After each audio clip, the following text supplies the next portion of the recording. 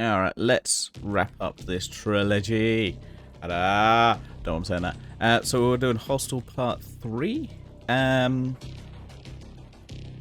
Hostel Part 3. It's still... So generally I think it's better than 1. But again, like 2, you have to have 1. But I do really like 3. It just doesn't quite deliver. Like, because this time it's based in Las Vegas, and apparently Las Vegas also has a hostel, which has, yeah, I guess the explanation is the hostel behaves differently, well, the murder house behaves differently in this one, where they basically just, it's kind of more of a game show, or maybe, yeah, Wheel of Misfortune, I think was it, where they basically spin a wheel and, yeah, people take bets and see how long people survive for. So it's a little bit different. Which, so in that aspect, I'm like, okay. But I thought the whole premise was that you couldn't do this in America. I don't know. It doesn't quite work in some regards, like the premise. But I do like it. Except for like the ending there, it's kind of a bit meh. It gets like a bit naff near the end. Like, I don't know. Right at the end, it's really good because, well, we'll get to that. But before that, I'd say it's like just not just the ending, but before the ending. So we'll go through it. So basically, a bunch of guys go to Las Vegas because one of them's getting married, as you do. They all get drunk. And then the girl will get kidnapped, basically. Well, one of them gets kidnapped. Kind of disappears, who's a dick, so you don't really care or give a shit about him. So, and then another one, and then the rest, basically, the rest of them get kidnapped when they're trying to, you know, find that guy. So, but we find out that one of them is part of the murder club, which is quite possibly my favourite part of the film. That idea alone makes it one of my favourite, the favourite part of the film. That basically redeems it in my eyes. Just makes it a good. I was like, aha, that's great. I love that idea. I love that concept. It definitely feels a lot cheaper than the other films in terms of budget. I don't know if that's true. Well, no, it's most likely true because this was fucking straight to DVD. You don't do straight to DVD if you're gonna spend more money, right? Also, part 3. What's the budget? So obviously, the first one had a budget of 6 million. 6 million, eh? That's a lot more than I expected. But I guess that kind of makes sense. But let's look at.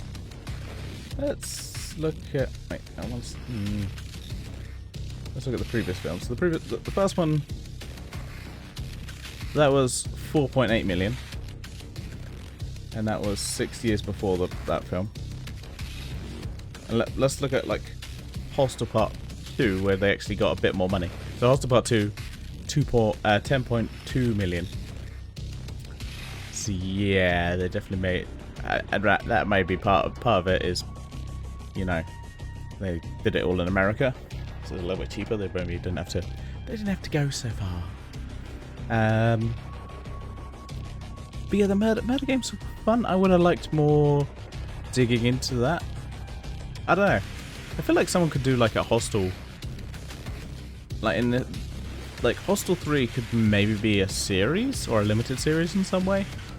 We kind of delve into like murder gangs, and you have someone who's trying to survive there. Yeah, well, actually, that would just basically did that. That would basically be what Squid Games is. I really like, hang on a minute. No, wait, I'm just explaining Squid Games. But yeah, I think it's good, not great. Is what my explanation is, but I still think it's better than Part 1.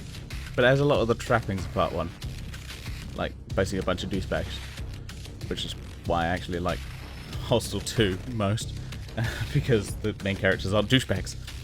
So, yeah. I say it's definitely. I still think it's better than 1. But again, you have to have 1 to then build 2 and 3 on top of. But it's definitely like it feels cheaper as a movie. Because obviously it has like no one who was involved and yeah, doesn't have the director Eli Roth involved. It doesn't have the writer from it. Actually, which is Eli Roth, isn't it? Just realised, like, hang on a minute, the writer is also Eli Roth. Yeah, so it's just not. There's no one that's involved within the first 2 films, so it does feel off in that regard. Because yeah, all of a sudden it's like, oh, this one's in Las Vegas. Why? Because. Okay. Okay. So yeah, definitely worth watching. I like the twist and yeah, the ending where so basically you think because basically the guy who's evil is part of the gang ends up surviving and basically goes, I'm gonna bang your wife or future wife, or would be your wife because you're almost not gonna be married just yet. He's like, I'm gonna bang her. Ends up trying to do that, and the guy who he tried to kill actually survived, and him and his wife, him and his fiance are basically going to kill this guy who tried to bang her and kill him. So yeah, that's basically where it leaves off. And you're like, okay, no, it's good. It's good. It's a good twist. It's a good twist. Oh yeah, it's a twisty film. It's got a few good twists, which are really worth watching. But yeah, watch it. I'd very much like to see someone do a 4th film, maybe. I don't know how you do it, but I'd like to see it. I don't have any ideas in my head how to do it. But it's definitely one of the ones where I'm like, okay, I'm surprised no one has done one. Maybe they can't come up with a good idea to explain why there'd be a 4th film. I don't know. But yeah, that's that film. And yeah, we'll see you next week. Do I have a film here? No, I don't. It's Frankenhooker, which is a very, very strange film. Very strange. So tune in next week for that. Ciao for now.